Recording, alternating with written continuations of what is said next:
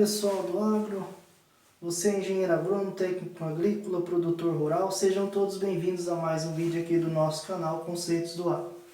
Meu nome é Diogo Julião Danelon, sou engenheiro agrônomo.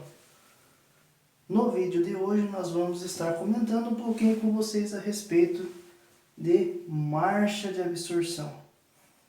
Então, o que vem a ser a marcha de absorção? Nós podemos definir a marcha de absorção como sendo a taxa com que cada elemento mineral, seja ele macro ou micronutriente, é absorvido pela planta ao longo de suas etapas, das suas fases fenológicas, ou seja, ao longo de todo o seu ciclo de vida. Então, a marcha de absorção permite que nós possamos identificar a fase fenológica de maior absorção de macro e de micronutriente pela planta. Então nós conseguimos, a partir disso, prever, por exemplo, futuras deficiências macro e micronutricionais. Nós conseguimos identificar a melhor fase, o melhor momento para estarmos recomendando as adubações, seja ela a adubação principal que nós fazemos via solo, absorção radicular, ou mesmo as adubações complementares, como por exemplo as adubações foliares, com micronutrientes, por exemplo. Então essa marcha de absorção permite que nós consigamos identificar o melhor momento, a melhor fase fenológica para estar repondo estes nutrientes, estes macro e micronutrientes que estão faltando, que foram extraídos pelo solo, da solução do solo, e absorvidos via radicular pela planta, para atender essas demandas macro e micronutricionais da planta.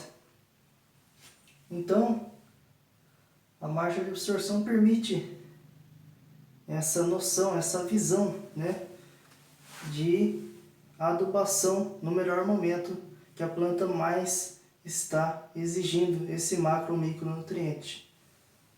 Tá?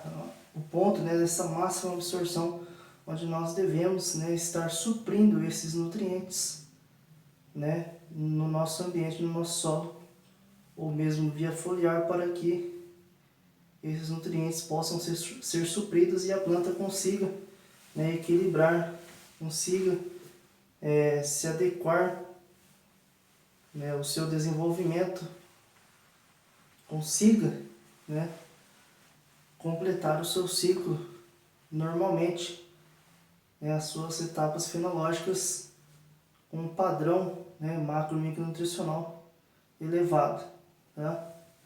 Potencializando então altas produtividades, por exemplo, no final do seu ciclo, sua produção aí pode ser almejada em grandes produtividades, tá? Então nós precisamos identificar esse melhor momento para que a planta ela consiga manter o seu desenvolvimento adequado, potencializando então produtividades almejadas, tá? Geralmente a marcha de absorção ela é representada em gráficos ou mesmo em tabelas, tá?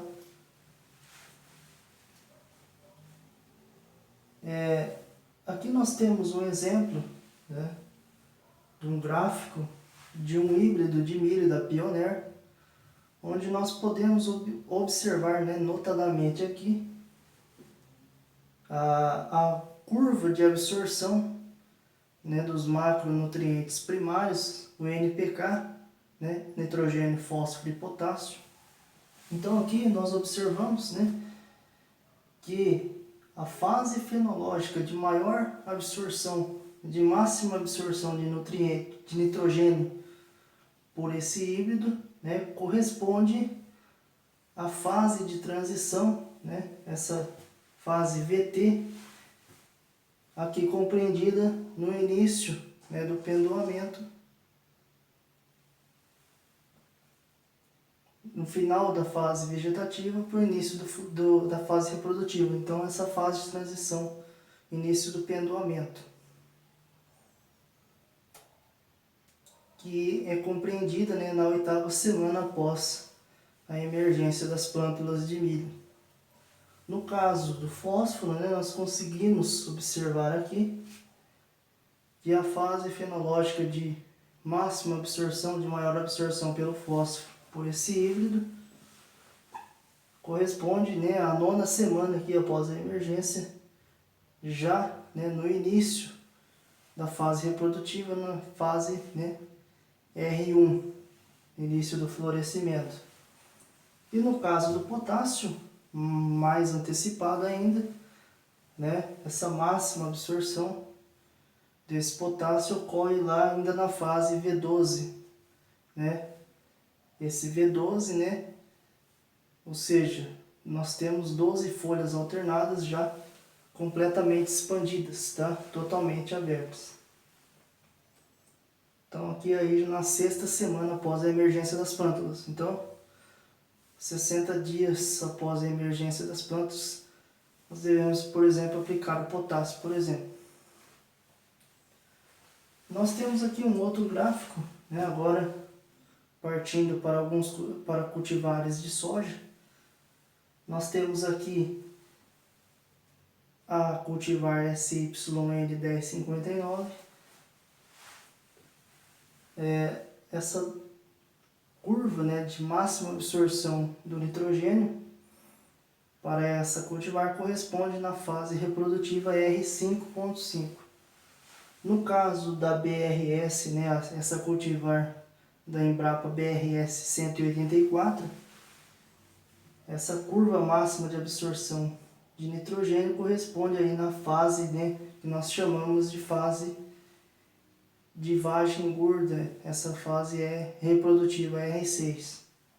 E no caso dessa cultivar intacta RR2 ProTM, na fase aqui reprodutiva R7, máxima absorção de nitrogênio, tá? Para essa cultivar na fase R7. Aqui para o fósforo agora, seguindo para o fósforo, para ambas as cultivares SYN 1059 e intacta RR2 ProTM, essa curva de máxima absorção do fósforo compreende, né, nessa fase reprodutiva R5.5. E essa BRS 184 na fase de R6, né, vagem gorda.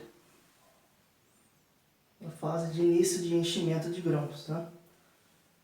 No caso do potássio, para as 3 cultivares, tanto para a BRS 184 como para a SYN 1059 e a intacta RR2 ProTM, essa curva, né, de máxima absorção desse potássio compreende na fase fenológica de R5.5.